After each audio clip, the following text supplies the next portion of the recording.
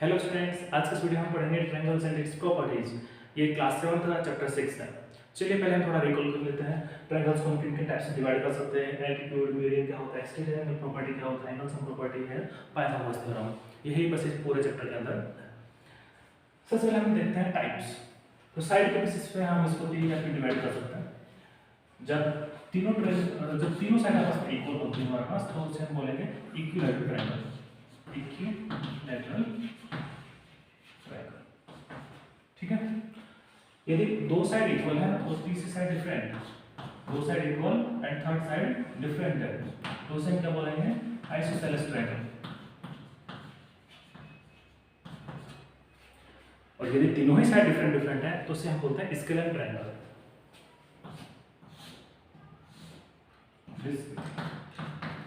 ठीक है, स्केलर।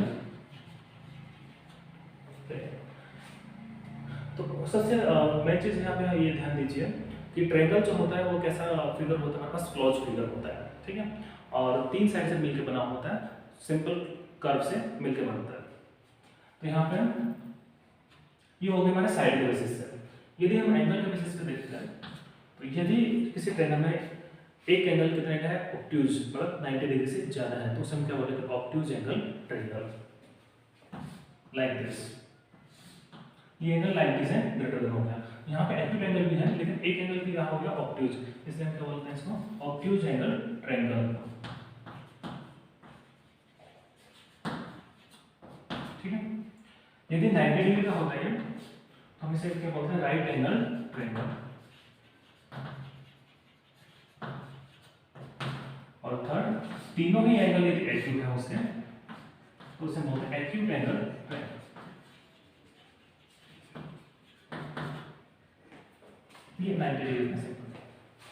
तो ये हमने साइड के हिसाब से देख लिया, ये एंगल के अकॉर्डिंग देख लिया है। साइड के according equilateral, isosceles and scalene, and angle के according obtuse angle, right angle and acute angle. इन दोनों में कॉम्बिनेशन भी हो सकता है, जैसे right angle isosceles triangle.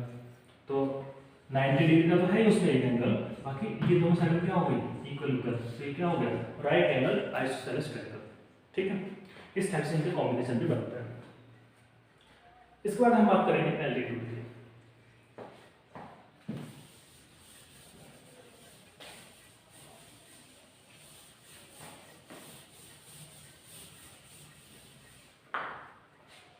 Suppose करते हैं हम ये वेट ट्रायंगल है हमारे पास, ABC, इसका हमने नाम दे दिया।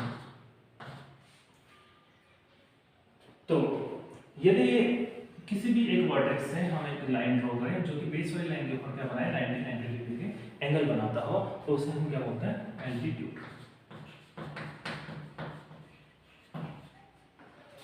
दूसरा एक चीज ध्यान देना, ठीक। यदि हमने एक लाइन ड्रॉ की और ये लाइन इस बेस लाइन को दो इक्वल पार्ट्स में डिवाइड कर दिया, तो इस लाइन को हम क्या बोलेंगे, मीडियन।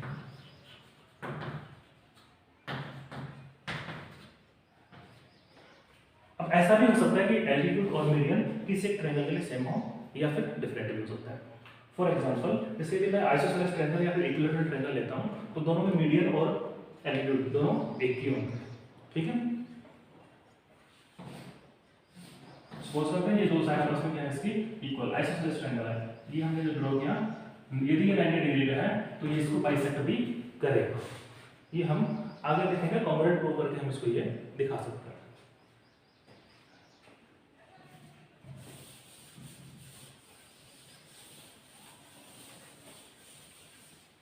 अच्छा, यदि हमारे पास कोई ट्रायंगल है, ऑब्ट्यूज एंगल ट्रायंगल, तो क्या उसका एल्टीट्यूड उसके इंटीरियर में लाई करेगा या फिर एक्सटीरियर में? ठीक, ऐसा क्वेश्चन पूछा गया एक्सरसाइज 6.1 के अंदर। ये हमारे पास एंगल कैसा है, ऑब्ट्यूज।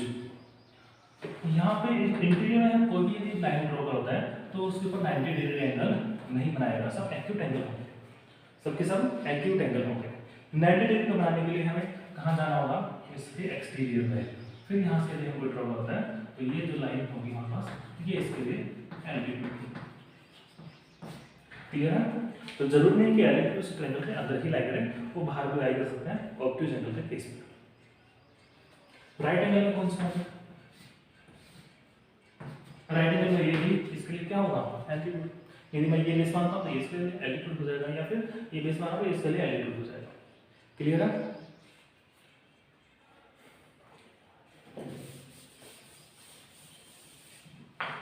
एक्सरसाइज में इसी टाइप के क्वेश्चन पूछे गए हैं। जैसे एक ट्रायंगल बना दिया गया, यहाँ पे ये 90 डिग्री का है और ये इसको बाइसेक्ट कर रहा है। नाम दे दिया हमारे पास A B C D and E, लिख दिया गया A D bisect B B. ठीक, पूछा जाएगा मीडियन कौन है, ए सी या ए डी? तो कौन है मीडियन? जो दो पैरामीटर्स को डिवाइड कर रहा है, that is A D. Altitude कौन है? जो 90 डिग्री एंगल बना रहा है, कौन सा हो जाएगा? ए सी। कर लोगे इस टाइप के क्वेश्चंस, बड़े ही सिंपल सिंपल से हैं। ठीक है,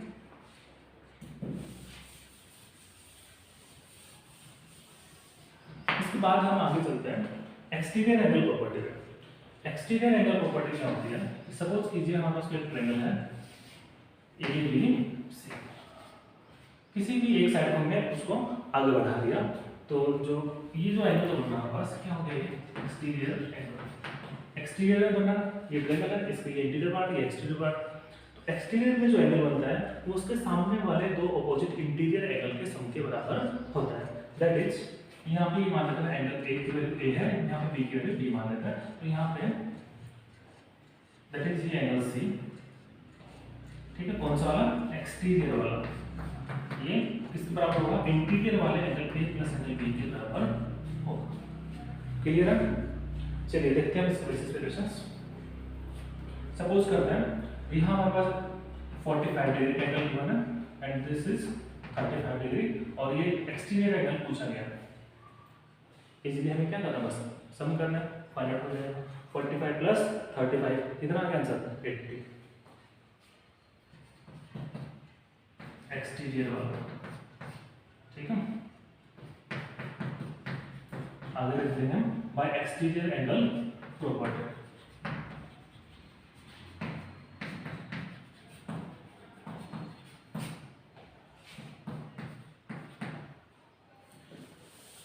दूसरी प्रॉपर्टी है हमारे पास angle sum property. Angle sum property में क्या हो रहा है? सपोज कीजिए हमारे पास ये कोई एक ट्रायंगल है ए बी सी, तो इसके तरह के तीनों इंटीरियर एंगल होंगे, उनका सबका सम कितना होगा? 180 होगा। ठीक, अब मैं इंटीरियर एंगल की बात कर रहा हूँ, एंगल ए, एंगल बी और एंगल सी, तीनों का सम कितना होना चाहिए? 180। ऐसे क्वेश्चन पूछ सकते हैं, कोई भी ए और बी की वैल्यू दे देंगे। सपोज करते हैं एंगल ए की वैल्यू हमारे पास 60 है, ठीक है, बी की वैल्यू 20 डिग्री है, उसकी एंगल सी की वैल्यू x है। Find the value of x। कर सकते हैं easily. a plus b plus c का वैल्यू कितना? 180। a की वैल्यू 20, b की वैल्यू 60, c की वैल्यू x। तो यहाँ से x के लिए कितना हो जाएगा? 180 में से माइनस कर देंगे क्योंकि इक्वल टू 180। रीजन हम लेते हैं एंगल सम प्रॉपर्टी। ठीक है, तो x वैल्यू कितना हो जाएगा? 20 प्लस 86, 60 प्लस 20 कितना हो जाएगा? 80। 80 से माइनस कर दो, x की वैल्यू 100 डिग्री। क्लियर? समझ में आ गया? कर लोगे इस टाइप के क्वेश्चंस। अच्छा, एक चीज और ध्यान दीजिए, जब किसी ट्रायंगल में दो साइड आपस में इक्वल होती है तो उनके आमने सामने वाले एंगल भी इक्वल होते हैं, या इसी तरह से ग्लोबल में देखिए ध्यान से समझिए। सपोज कीजिए हमारे पास कोई ट्रायंगल है ए बी, यहाँ पे गिवन है कि ए बी इक्वल टू ए सी, तो इनके आमने सामने वाले एंगल भी इक्वल होंगे। दैट इज ए सी के सामने वाला एंगल बी, ए बी के सामने वाला angle C. If A B equal to A C, then A B के opposite angle C equals to A C के opposite angle B would also. Clear है? समझ में आ गया?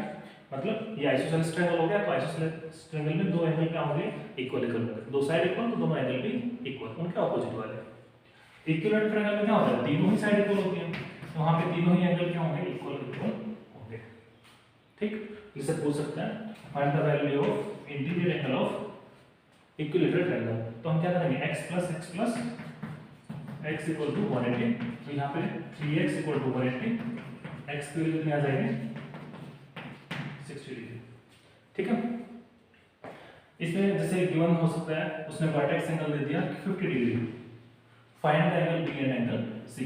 और ए बी और ए सी हमें गिवन है कि ये आपस में इक्वल है, तो हम फाइंड आउट कर सकते हैं 50 plus X equal to 180, 2x equal to 50 इधर जाएगा हमारे पास कितना हो जाएगा 130, तो x की वैल्यू 130 डिवाइड बाय 2 कितना आ जाएगा 65 डिग्री का एंगल हो जाएगा। समझ में आ गया? कर लेंगे अब इस टाइप के क्वेश्चंस। और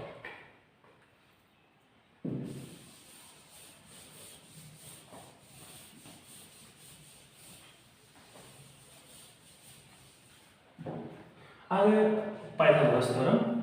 पाइथागोरस थ्योरम से पहले हम एक फंडामेंटल थ्योरम पढ़ लेते हैं कि किसी भी ट्रायंगल को बनाने के लिए उसके लिए मिनिमम रिक्वायरमेंट क्या होती है। ठीक, जैसे सपोज करते हैं हमारे पास कोई ट्रायंगल है ABC, A B and C। ठीक, यहाँ पे गिवन है कि AB की वैल्यू 5 सेंटीमीटर है, इसकी 3 सेंटीमीटर है और यहाँ पे 8 सेंटीमीटर। क्या ऐसा ट्रायंगल पॉसिबल है? नहीं होगा। क्यों? क्योंकि यहाँ पे AB प्लस BC की वैल्यू जो है 5 प्लस 3 कितना हो रहा है 5 प्लस 3 दैट इज 8 और थर्ड साइड भी 8 की है। ठीक है, तो ये दोनों इक्वल हो गए। जो कि मिनिमम क्राइटेरिया क्या होता है कि किन्हीं भी दो साइड का सम उससे थर्ड वाले साइड से क्या होना चाहिए ग्रेटर देन होना चाहिए। इसको आप सिंपली लॉजिक से समझ सकते हो। जैसे सपोज करते हैं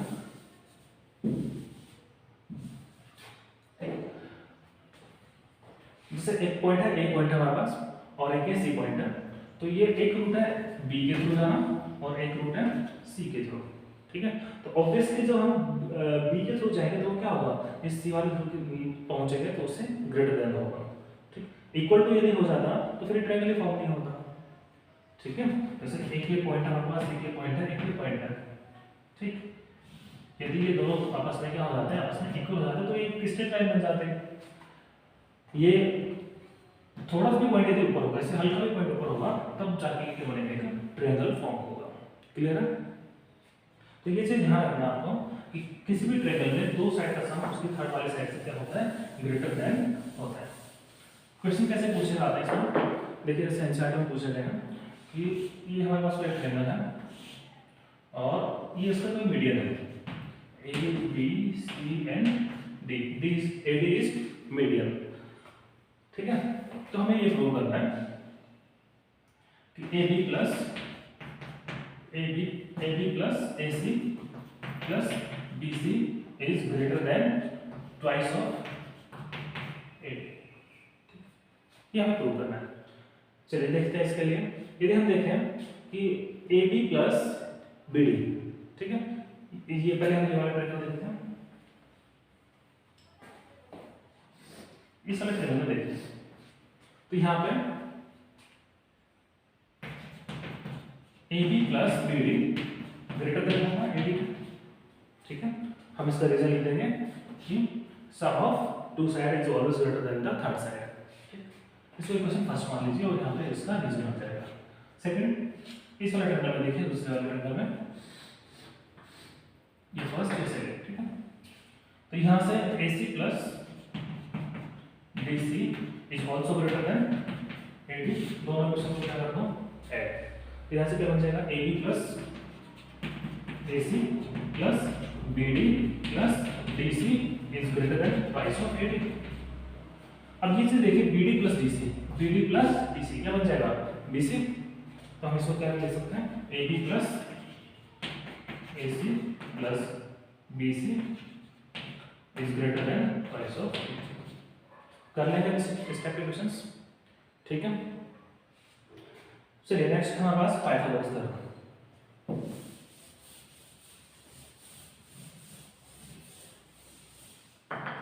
पाइथागोरस थ्योरम जो है वो अप्लाई होती है राइट एंगल ट्रायंगल के अंदर। ठीक है, वहाँ पहली कंडीशन होनी चाहिए कि वो ट्रायंगल कैसा होना चाहिए, राइट एंगल ट्रायंगल होना चाहिए। सपोज करते हैं हमारे पास एक ट्रायंगल है ABC, जो 90 डिग्री की जो सामने वाली साइड होती है उसे क्या बोलते हैं हाइपोटेन्यूज। ठीक है, इनमें से एक को हम परपेंडिकुलर मानते हैं और दूसरी बेस। ठीक है, तो अकॉर्डिंग टू पाइथागोरस यदि हम यहाँ पे क्या बनाए, एक हाइपोटेन्यूज के ऊपर स्क्वायर बनाए, ठीक, दूसरा एक परपेंडिकुलर के ऊपर स्क्वायर बनाए, तीसरा एक बेस के ऊपर स्क्वायर बनाए, तो इस हाइपोटेन्यूज पे जो बनने वाला जो स्क्वायर है उसका एरिया इन दोनों के एरिया के सम के बराबर होता है। अब स्क्वायर का एरिया का फॉर्मूला क्या होता है? सपोज कीजिए ये h है, ये b है, ये p है, ठीक है। तो स्क्वायर बन गया, स्क्वायर का एरिया क्या होता है? Side to side h square. यहाँ पे साइड कितनी है? p की है, तो यहाँ पे एरिया p इनटू p। यहाँ पे साइड b की है, तो यहाँ पे b इनटू b। तो ये जो एरिया इन दोनों एरिया के सम के बराबर होगा, that is h square equal to p square plus b square. और यही क्या है हमारी पाइथागोरस थ्योरम। अब इसी के बेसिस पे हमसे क्वेश्चन पूछे जाएंगे, जैसे फॉर एग्जांपल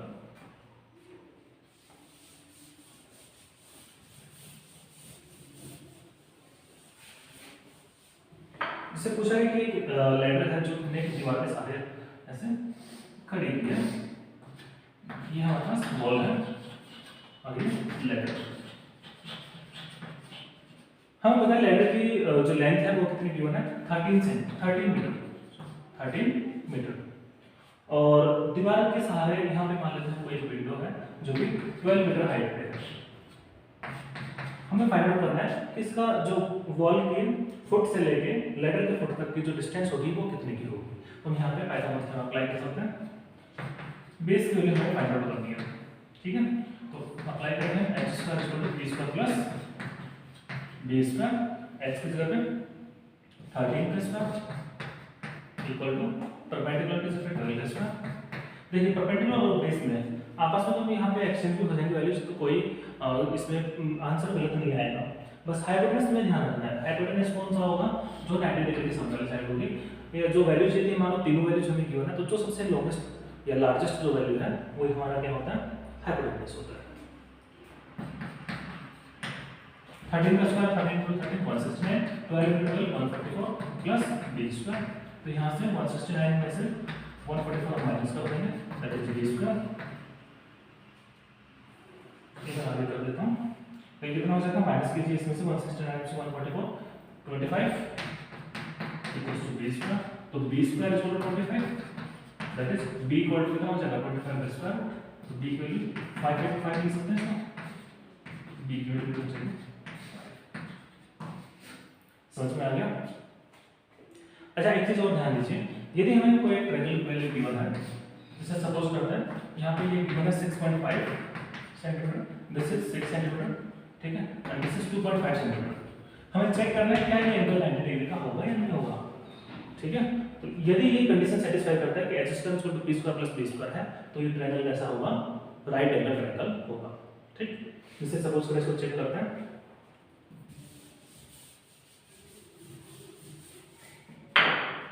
जो लॉन्गेस्ट साइड है उसे हम h मान लेंगे। तो h की वैल्यू क्या होगी यहाँ पे? 6.5, ठीक है। p की वैल्यू 6 एंड b की वैल्यू 2.5।